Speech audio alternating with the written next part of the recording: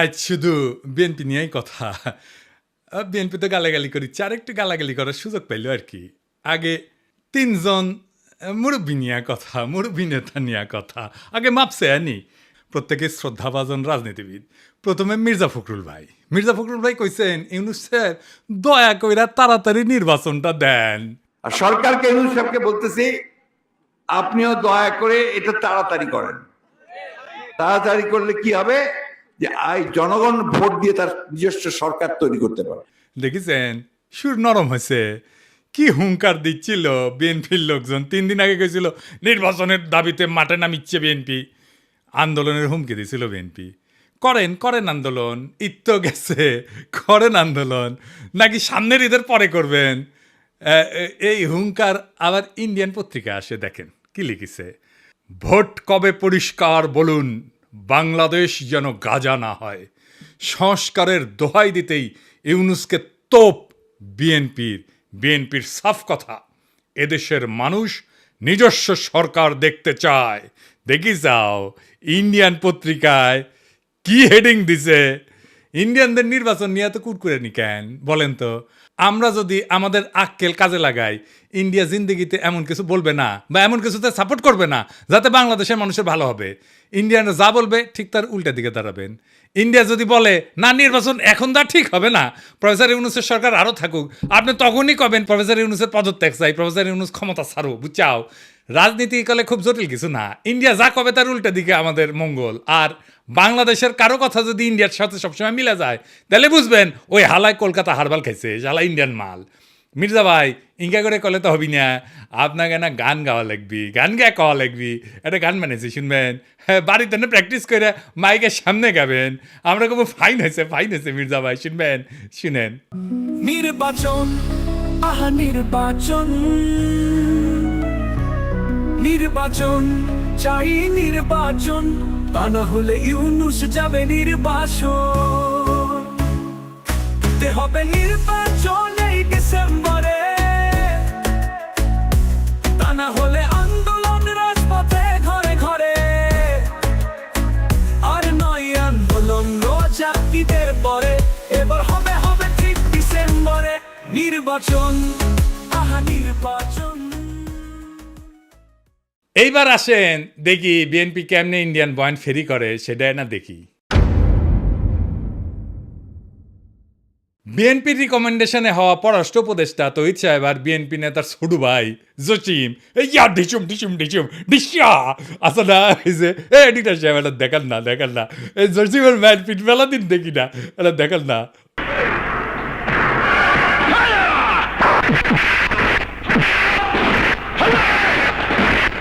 আর দেখি যাও ক্যাঙ্কা হিরোইনছি এ জসিম কইল যে 1971-এর জন্য পাকিস্তানে ক্ষমা চাইতে হবে। তো এটা তো আমি আর ইন্ডিয়ান বয়ান। তো এই পানি পড়া সে কই থেকে আসিছে? ইন্ডিয়া থেকে আসিছে, তাই না? সে একই পানি পড়া মির্জা ফখরুল সাহেব পাইছেন, দেখেন উনি কি বলেন। পাকিস্তান সেনাবাহিনী সেই হত্যাযজ্ঞ করেছিল, তার জন্য আজ পর্যন্ত কিন্তু ক্ষমা চায় নাই। গণহত্যা করেছিল, লক্ষ লক্ষ মানুষকে হত্যা করেছিল, তার জন্য পাকিস্তান এখন পর্যন্ত কিন্তু বাংলাদেশের কাছে ক্ষমা প্রার্থনা করে নাই। উনি মনে করেন পাকিস্তান ক্ষমা চায় নাই, অথচ আমরা জানি তিনবার রাষ্ট্রীয়ভাবে পাকিস্তান ক্ষমা চেয়েছে। একবার মন্ত্রী পর্যায়ে, একবার প্রধানমন্ত্রী পর্যায়ে, আরেকবার রাষ্ট্রপতি পর্যায়ে। তো উনি তো বাংলাদেশ সরকারের মন্ত্রী ছিলেন, সে সময় ওনার মনে হয় নাই যে ওনার পাকিস্তান তো ক্ষমা চায় নাই। এখন কেন বলেন? কারণ ইন্ডিয়া বুঝেছে আমরা তোমার ক্ষমতা এনে দিচ্ছি, এমনি তো হবে না, খরচাপাতি আছে।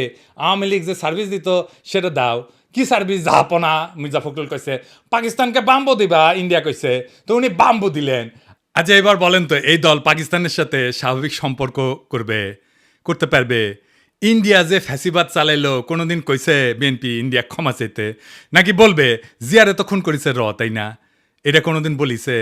বলে নাই।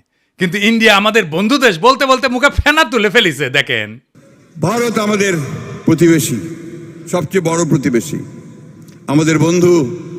আমাদের যুদ্ধের সময় 1971 যুদ্ধের সময় আমাদের সহযোগিতা করেছিল। আমরা ভারতের কাছে সবসময় প্রত্যাশা করি যে ভারত বাংলাদেশের মানুষের পাশে দাঁড়াবে। যাই হোক মির্জা ভাই, আপনি তো বলেন মুক্তিযুদ্ধ করেছেন, এটি সেই সময়ের গল্প শুনবার চাই। মানে কোটি কোটি যুদ্ধ করেছেন, কোটি ট্রেনিং নিছেন, কারা কারা আপনার সহযোদ্ধা ছিল, কবে অস্ত্র জমা দিলেন, কি অস্ত্র ব্যবহার করেছেন, মানে হাউস আছে কেন পাকিস্তানের উপরে যেমন বিলা, আপনি তো মনে লয় যে সখানিক পাকিস্তানি আমি জয় বাংলা করেছেন, না গল্প করবেন হাউস আছে আমার কলে। চুপি চুপি কই মির্জা ভাই, আপনার উপরে না হেভি স্টাডি করেছি। কেন করেছি জানেন? আপনারা বোঝার জন্যে স্টাডি করে পেয়েছি কি জানেন, না খারাপ কিছু কমু না, আপনার লাইফ হিস্ট্রি কিন্তু ইন্টারেস্টিং। আপনি ঢাকা কলেজের ইকোনমিক্সের টিচার হিসেবে ক্যারিয়ার শুরু করেন, শিক্ষকতার ক্যারিয়ার, পরে ঠাকুরগাঁও কলেজে ইকোনমিক্সের অধ্যাপক ছিলেন, খুবই জনপ্রিয় টিচার ছিলেন, ছাত্ররা আপনার ক্লাস করার জন্য উন্মুখ হয়ে থাকতো, মার্শাল্লাহ। আবার অদ্ভুতভাবে আপনি বাংলাদেশ সরকারের পরিদর্শন এবং আয় ব্যয় পরীক্ষণ অধিদপ্তরের একজন অডিটর হিসেবে কাজ করেছেন এই প্রফেসর হওয়ার পরে। শিক্ষা বিভাগে আবার ডিজি আসিলেন। এমন সেলিব্রেটেড শিক্ষকের জীবন চাইরা অডিটর কেন হইলেন, এটা মিলাইতে পারি নাই।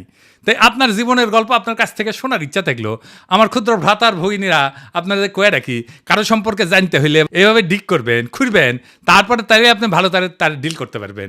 যাই হোক, এবার আরেক বিএনপির সিনিয়র নেতারে নিয়ে আলাপ করি, হ্যাঁ, আমির খসরু মাহমুদ। যেই সরকার জনগণের ভোটে নির্বাচিত হবে তারা জনগণের কাছে দায়বদ্ধ থাকবে, জবাবদিহি থাকবে, সেটা যেই সরকারই হোক। কোনো মহামানবকে বাংলাদেশের দায়িত্ব দেওয়ার জন্য বাংলাদেশের মানুষ নির্বাচনে, এই বাংলাদেশের মানুষ আন্দোলন সংগ্রাম করে নাই, ত্যাগ স্বীকার করে নাই।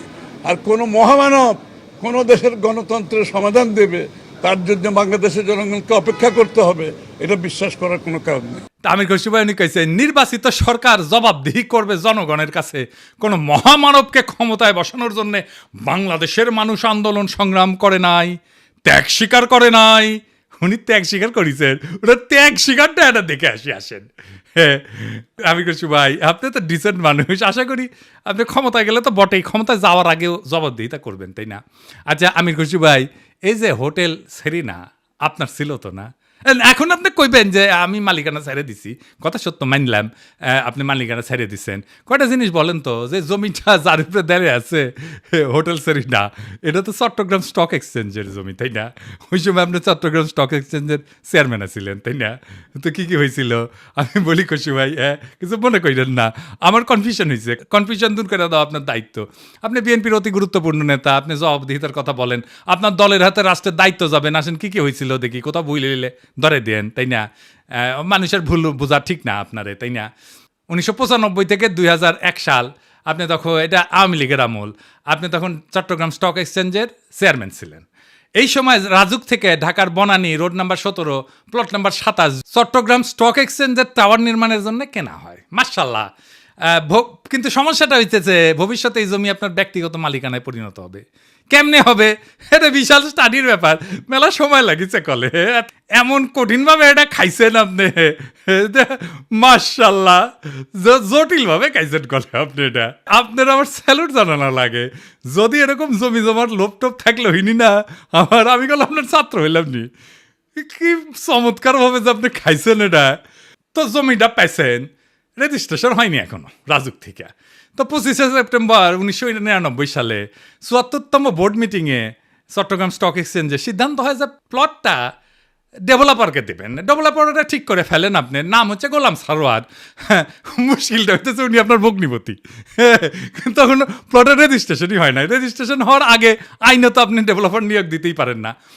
আপনি ডেভেলপারকে নিয়োগ দেন ওই মিটিংয়েই, এটা একটা প্রক্রিয়ার লঙ্ঘন, কারণ এটা তো আপনার ব্যক্তিগত প্রতিষ্ঠান না।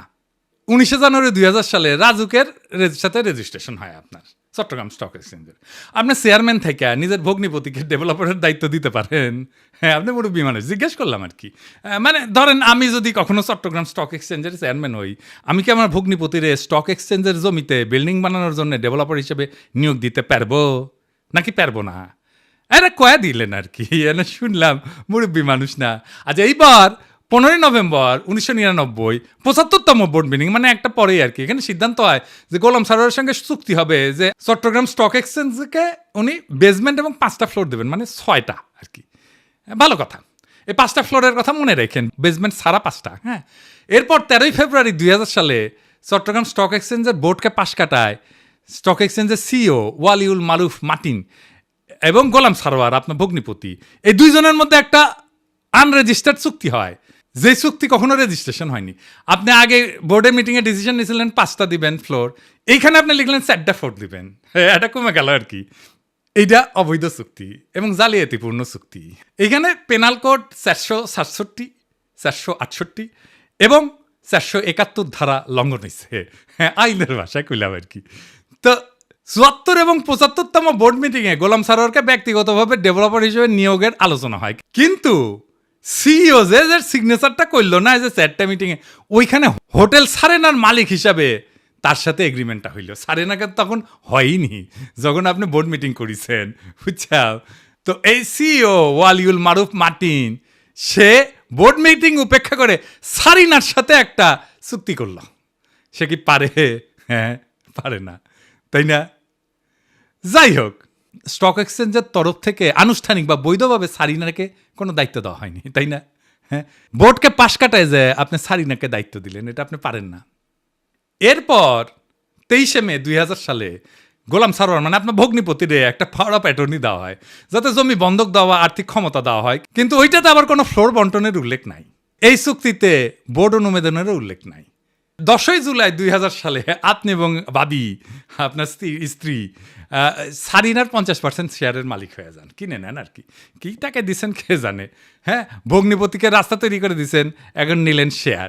2010 পর্যন্ত হোটেলের মালিকানা ছিল আপনার। এইভাবে প্রাতিষ্ঠানিক সম্পদকে পারিবারিক ব্যবসায় রূপান্তর করে ফেললেন। এটা একটা জ্ঞাত ষড়যন্ত্র, ইংরেজিত কয় ক্রিমিনাল কনস্পিরেসি। ইংরেজিত যেহেতু কইছে ঠিকই কইছে। হ্যাঁ, 20শে নভেম্বর 2004 সাল রেজিস্ট্রেশন হয় জমিটার গোলাম সারোয়ারের নামে। অদ্ভুত ব্যাপার। তবে দলিলে সম্পূর্ণ ভবনের উল্লেখ নাই, দামে ব্যাপক গড়মিল দেখানো হয়, এটি সরকারকে রাজস্ব ফাঁকি দেওয়া হয়। দলিলে প্রকৃত দাম না দেখানো পেনাল কোডের 420 সিটিং এই ধারার আওতায় পড়ে। এইবার ভবন নির্মিত হয় আলহামদুলিল্লাহ। জিলাপি টিলাপি খাওয়া হয়, বিলার টিলার দেওয়া হয়। ভবনের অনুমোদন ছিল কত? 15 তলার। আপনি ভবনটা বাড়াইছেন কত? 20 তলা, 5 তলা এক্সট্রা।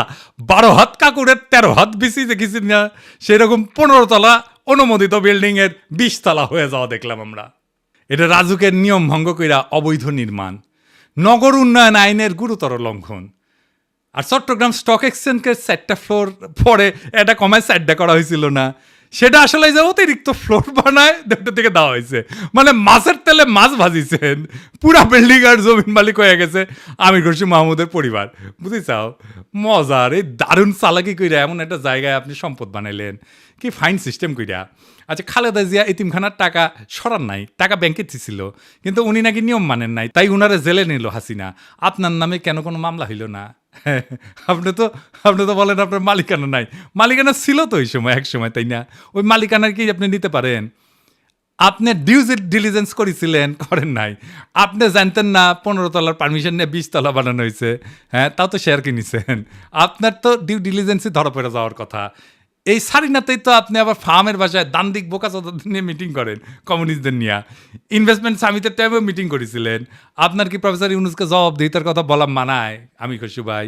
হ্যাঁ, আগে দেখতাম মানুষ রাজনীতি করতে এসে গরিব হয়, বাংলাদেশে দেখতেছিস খালি সবাই বড় লোক হয়, বড় লোক হয়, বড় লোক হয়, টেকায় খালি টেকা। আমির খুশি ভাই, এটাই সমস্যা কি? সমস্যা হচ্ছে টেকা কামানোর জন্য রাজনীতি যদি কেউ করে, তার মাথার তো খালি টেকা আর ধান্দা ঘুরবি। রাষ্ট্র তো একটা হিউজ রিসোর্স, তাই না? ওই রিসোর্সের মালিকানা নেওয়াটাই কি রাজনীতি? আপনি তো রিক্সাওয়ালা, ঠেলাওয়ালা, গার্মেন্টস শ্রমিক, বাস শ্রমিক, কৃষক, ক্ষেতমজুর, ক্ষুদ্র ব্যবসায়ীর কথা ভাবতে পারবেন না। দল মুরুক্ষ সদাদের পাবেন, আইসা গালাগালি করবে। শীর্ষ নেতারা মেদিনীপুরের ভাষায় কথা বলবে, আর মুরুক্ষ সদাদের আইসা আমার মালওয়ান করবে, গালি দিবে। সব আর্কাইভ করা আছে। ইলেকশনের আগে গালির কোলাস কইরা কোন নেতার সাথে ওই মুরুক্ষ সদা ছবি তুলিছে, সেগুলো দিয়ে এপিসোড বানাবনি। মিলিয়ন মিলিয়ন দেখে দেখবি, ফ্রি ক্যাম্পেইনে করে দিব। আমি কিছু ভাই, আমি তো আমার শেষ হয়নি কথা। এটা কেস স্টাডি লিখেছি আপনার সারিনা কেলেঙ্কারি নিয়া। এই কিচ্ছা একাডেমিয়াতে ঢুকাই দেবো, খালি আওয়াজ দিচ্ছি না, আমার কথাবার্তা হয়ে গেছে কলে ফাইনাল। কেস স্টাডির নাম দিচ্ছি কি জানেন?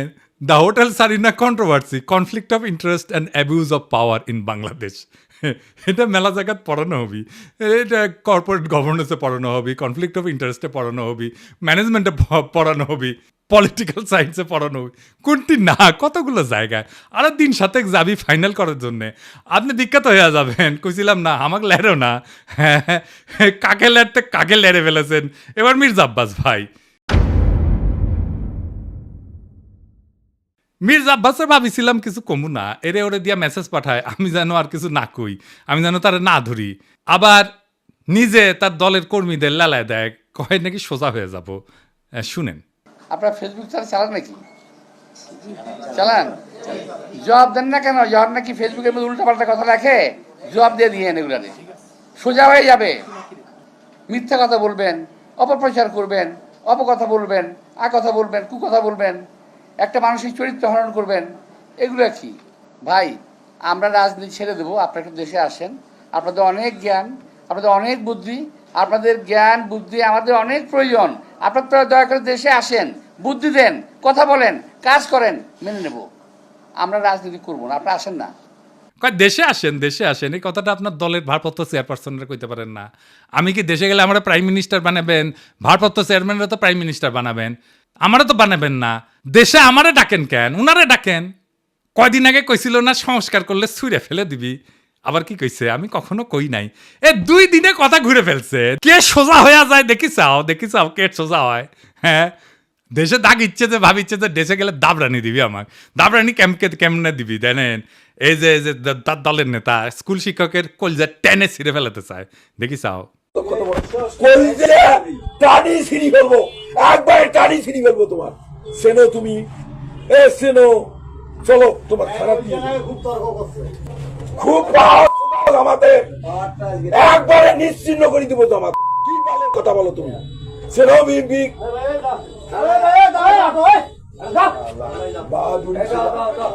তোমার নামে আমি মামলা দেবো। কি বলবো? ও দাও, আমি ও থানা দেয়া, আমি ওখানে ইজাহার লিখবো, লিখি ওকে অ্যারেস্ট করে দিয়ে তারপরে আমি আসবো। কুড়িগ্রামে কি কয়, ক্ষমতা না আসতে আসতেই এই শুরু করেছেন। ক্ষমতা গেলে কি করবেন এটা পাবলিক জানে। আপনাদের তো উন্নতি হইতেছে না, ক্রমাগত অবনতি হইতেছে। দুঃশাসন শুরু করলে আবার লড়াই শুরু করব। দেশের মানুষকে তো আর অরক্ষিত রাখা যায় না। মির্জা আব্বাস ভাই, আমি সোজাই আছি, কিন্তু আপনারা একেবারে ফ্ল্যাট করে দিব, একেবারে হুতায় দিব, উঠবার পারবেন না। এই বুড়া বয়সে আপনি কল্পনা করতে পারতেছেন না আপনারা আমি কোন দিক দিয়ে ধরবো। মিশা কথা আমি কইছি, কোন কথাটা মিশা কইছি কইবেন? হ্যাঁ, কোন সেক্টরে মুক্তিযুদ্ধ করেছেন, কার সাথে যুদ্ধ করেছেন? আমি নানাভাবে ক্রস চেক করিয়া কইছি আপনি বালের মুক্তিযুদ্ধ করেছেন, মুক্তিযুদ্ধের নামে মিথ্যাচার করেছেন। দিন বদলাইছে মির্জা আব্বাস ভাই, শেরের উপরে শোয়াশের আছে। শোনেন মির্জা আব্বাস ভাই, মানুষের 3টা জিনিস ডরায়, এই ডর দেখায় মানুষের শাসন করছেন এতদিন। জানের ভয়, সম্মান হারানোর ভয়, আর সম্পদ হারানোর ভয়। আমার জানের ভয় নাই, সম্মান হারানোর ভয় না, আমার সম্মানই নাই। হ্যাঁ, আপনি কি নিবেন? আর সম্পদ এটাই, এই যে এটা কেড়ে নিতে পারবে না কেউ। আপনার লেসপেন্সারদের পিছে লেগে দিতে পারেন, বালটাও ছিটতে পারবেন না। বাংলাদেশের পলিটিশিয়ানরা দুধে দেওয়া তুলসী পাতা না, সব বিগ শটের আমল নামা বাইর করবো টাই না। এইভাবে এই দুর্নীতি আর দুর্বৃত্তায়নের খাজে খাজে বাংলাদেশের রাজনীতি আজকাল এক অলিক নাট্যশালায় পরিণত হয়েছে, যেখানে দাবি দেওয়া আর আচরণ 2টা ভিন্ন গ্রহে বাস করে। এখানে কেউ মুক্তিযোদ্ধা হয়েও যুদ্ধের ইতিহাস বিকৃত করে, আবার জনগণের শাসনের বুলি আওড়ায় চতুরতায় জনগণের সম্পদকে ব্যক্তিগত সম্পত্তিতে রূপ দেয়। আজ যারা ক্ষমতার বাইরে তারা জবাবদিহিতার গান গায়, কাল যখন তারা ক্ষমতায় তখন জবাবদিহিতার ঊর্ধ্বে ওঠায় হয় তাদের অভিষ্ট। রাজনীতি আজ জনগণের না, নিজের ভাগ্য বদলানোর জাদুর কাঠি। আজ যে দল ইন্ডিয়া বিরোধী স্লোগানে জ্বলে ওঠে, তার বয়ানি আবার ভারতীয় লাইন টু লাইন কপি হয়ে ফিরে আসে ঢাকার রাজপথে। যারা বলেন আমরা নির্বাচিত সরকার চাই, তারাই আবার নির্বাচন আগে নয় পরে টাইপের গানের লিরিক গায়। কেন? হ্যাঁ, কারণ এবার মিউজিক ইন্ডিয়া বানাইছে। আর আপনি যদি জনগণের পক্ষ নিয়ে কথা বলেন, আপনাকে বলা হবে তুই কিসের দেশপ্রেমিক। অথচ প্রশ্ন করার সময় এখনই। জানতে চাই, আপনি যদি জবাব দিতে চান, নিজে কবে জনগণের সামনে দাঁড়ায় জবাব দিছেন? একবার বলেন, একবার দিছেন জবাব?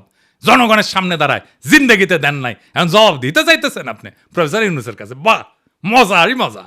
আপনি যদি বলেন দুর্নীতি হবে না, আপনি নিজের জীবনে কোন অধ্যায় প্রমাণ করছেন? দেশের মানুষ সব বুঝে, বোকা না। এখন কেউ চোখ বন্ধ করে ভোট দেয় না। তারা জানে ঢাকা শহরের প্রত্যেকটা বিল্ডিং এর ছায়ায় লুকায় থাকে এক একটা রাজনৈতিক ষড়যন্ত্র, একটা দুর্নীতির ইতিহাস। এখন সময় আসছে গলা ছেড়ে বলার, এই দেশ কারো বাপের না, পারিবারিক ব্যবসা না। এদেশের জমি, গ্যাস, শিক্ষা, ভোট সবই জনগণের সম্পদ।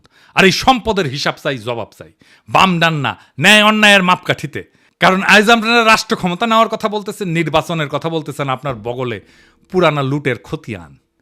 এই বাংলাদেশকে আমরা বদলাবো, বাংলাদেশকে আমরা আমাদের স্বপ্ন দিয়ে সাজাবো, আমাদের বর্ষা বিপ্লবের স্মৃতি দিয়ে ভরাবো।